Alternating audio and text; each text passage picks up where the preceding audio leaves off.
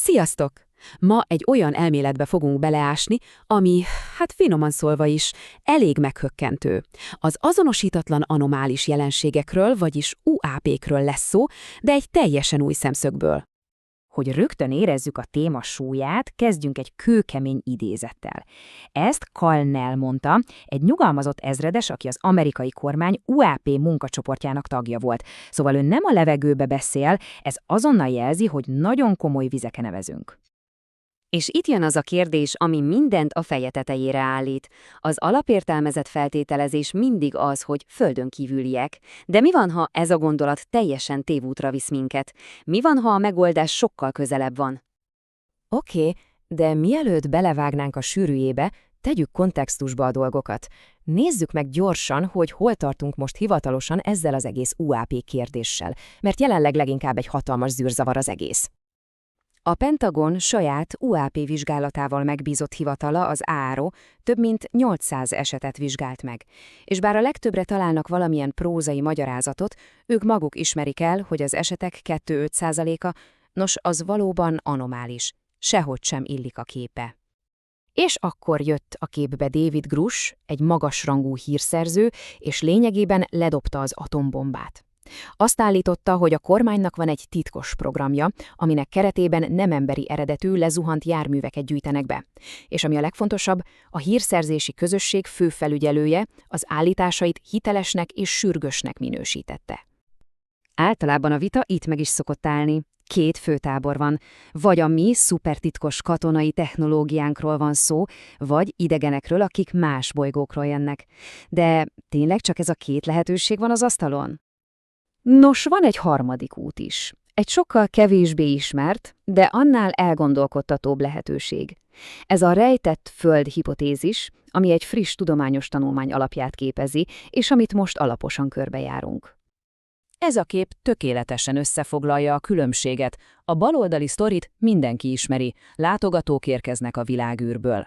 A jobboldali, na az sokkal vadabb. Azt mondja, talán soha nem is mentek el, mert mindig is itt voltak velünk, csak rejtőzködve.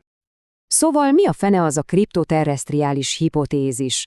A neve hangzatos, de a lényeg a következő. Az UAP-k mögött egy olyan fejlett, nem emberi intelligencia állhat, ami itt, velünk együtt fejlődött ki a Földön, és azóta is itt rejtőzködik. A Föld mélyén, az óceánok alatt, vagy, és most kapaszkodjatok meg, akár láthatatlanul köztünk. Ahhoz, hogy ezt az elméletet egyáltalán komolyan tudjuk venni, először is fel kell tennünk egy kényelmetlen kérdést. Biztos, hogy jól ismerjük a bolygónk múltját. Lehet, hogy a történelemkönyveinkből hatalmas fejezetek hiányoznak. Nézzetek csak rá erre az idővonalra. Elképesztő, nem? A Föld 4,5 milliárd éves. A mi teljes ismert civilizációnk a piramisokkal, az internettel, mindennel együtt, az csak egy apró porszem az idővonal legvégén. Ebben a felfoghatatlanul hosszú időben simán beleférhetett egy másik fejlett civilizáció, ami felemelkedett és eltűnt jóval azelőtt, hogy mi egyáltalán színre léptünk volna. És a legdurvább az egészben? Hogy a tudásunk tele van vakfoltokkal. A tudósok becslése szerint az összes valaha létezett főemlős fajnak mindössze az 5%-áról találtunk fosszilis maradványokat. Ez azt jelenti, hogy a történet 95%-a teljesen ismeretlen a számunkra. Ez pedig elvezet minket egy nagyon izgalmas gondolathoz. Mi van, ha az ősi mítosok és a megmagyarázhatatlan, koridegen régészeti leletek nem csak mesék? Mi van, ha ezek egy valós, elveszett civilizáció halvány, torzult emlékei? Gondoljatok csak bele! Szinte minden ősi kultúrának megvan a saját özönvízsztória. Platon részletesen ír Atlantisról.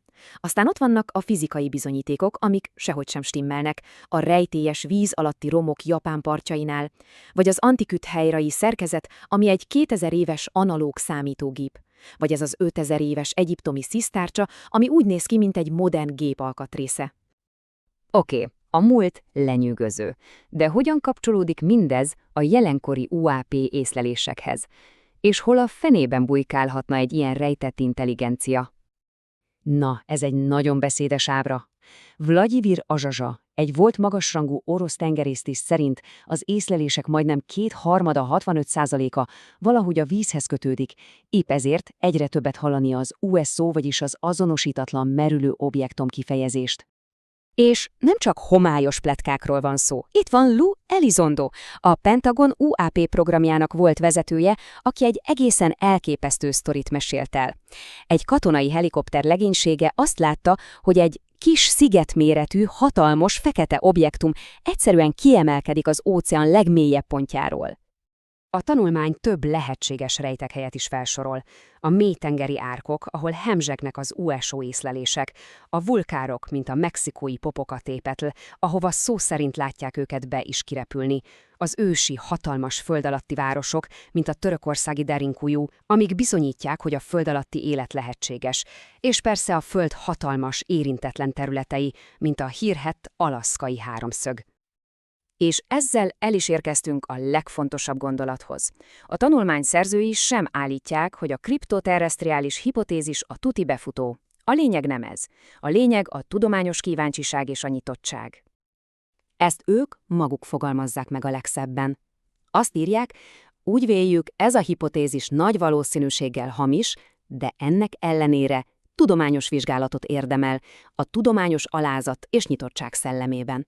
Pontosan erről van szó. Nem arról, hogy mit hiszünk el vakon, hanem arról, hogy milyen kérdéseket merünk feltenni. Szóval a végén itt maradunk ezzel a gondolattal, hogy talán évtizedet óta rossz irányba nézünk, hogy a legnagyobb titkokat nem odafent, a csillagok között kell keresnünk. Mi van, ha a válasz végig itt volt velünk, a talpunk alatt? Köszönöm, hogy velem tartottatok.